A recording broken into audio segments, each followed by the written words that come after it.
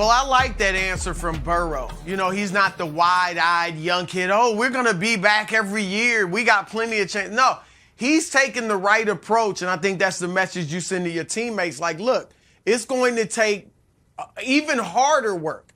Not just as hard. We're going to have to work even harder to get back here again in the next few years or whenever it may be. But I'm going to say yes, the Bengals are here to stay. Now, over the next decade, will there be a few years where they may not make the playoffs? Sure. Like Big Ben didn't make the playoffs every year with Pittsburgh, but they are a perennial playoff team for the most part.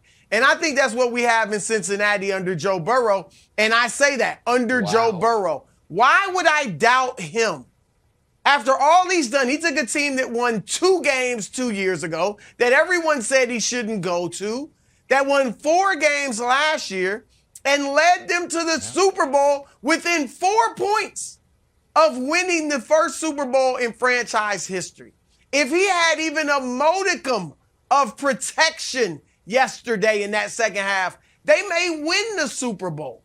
Okay? And look, Cincinnati, and this isn't a revelation, but if they don't spend the entire offseason building up that offensive line, then the entire front office should be fired. Period. Because that's all you've got to work on now. And you saw Burrow, he got hurt last year. Yesterday, you see him with the knee, where you're worried about the knee injury in that game. They have got to protect this guy. You saw what happened to Andrew Luck in Indianapolis. This dude is special, and they got to make sure they can keep him upright. Because, Nick, at the skill positions, they're set. Mixon and the receivers. The defense got better in the playoffs, played really well. And I think, unlike you, I don't think Zach Taylor's a bad coach. So I do think Cincinnati will be a contender. You look at that division. Pittsburgh doesn't have a quarterback. We don't know if Cleveland has a quarterback. They got Baltimore to contend with in the AFC North. Let's talk about that So, division. yeah, they're here to stay. Listen, okay, I do not think they're here to stay. The Cincinnati Bengals, once you have the benefit of history, you'll realize this is a team that lost 8 games this year, and 5 of their wins, 5, came on field goals at the gun.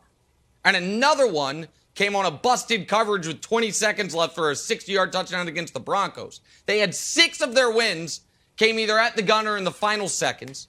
Everyone's like, oh, they have all this cap space. Yeah, they have a lot of cap space. Luckily, they are a famous free agent destination in Cincinnati, and they have an owner in Mike Brown who's not, notorious for being the cheapest owner in all of professional sports. So here's the thing. What is it going to take for the Bengals to get back? Well, you will need, what did it take this year? It took all 3 quarterbacks in their division to get injured. Baker got injured, Lamar got injured, and Big Ben decomposed midseason. Is that an injury? I'm not sure. So you need 3 quarterback injuries.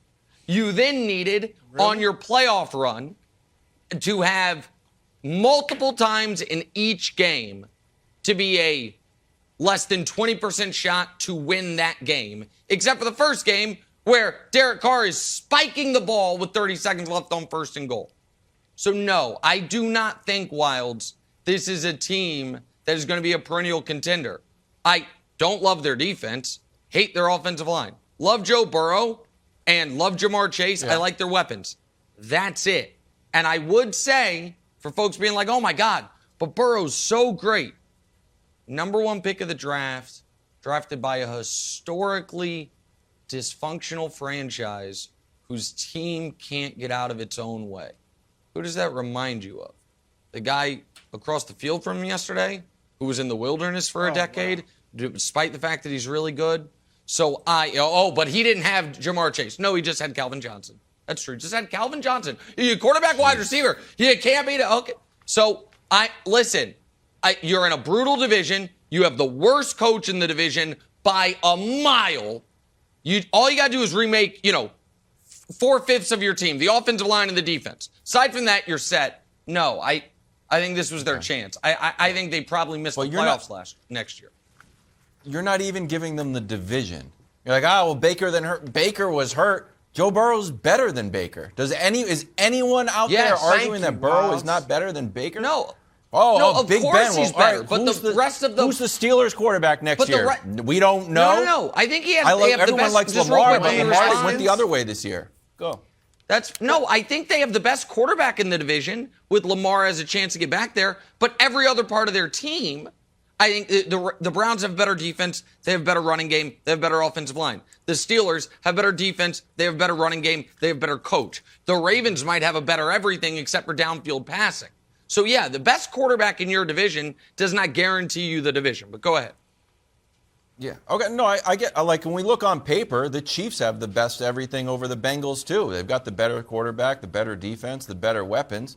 Except Joe Burrow and the Bengals put up 61 points on them, beat them twice, including in Arrowhead. So if you're not high on the Bengals, I feel like you should be even lower on the poor old Chiefs. I thought we were a very Chiefs-centric show. But if you don't think that if the Bengals aren't going to be good, where would you put the Chiefs? Oh, no. Looks like bottom of the tier. Well, I don't know if that's a serious take or not, but like the Jags beat the Bills this year as well. The Browns beat the Bengals twice.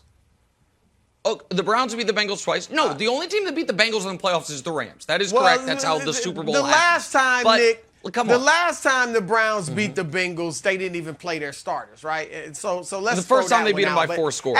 When they did play their starters. As a Cincinnati native, Nick, I'm offended. Thank you. All right, I'm offended. First of all, can we stop? I get it. Mike Brown needs to spend money, and guess what? Guess who had the higher payroll this year between the Rams and the Bengals? The Bengals. Okay? They've got one thing they need to do. And the defense, I'm not saying it's the purple people eaters, but it did improve during the playoffs. It played okay. And I think it will continue to improve.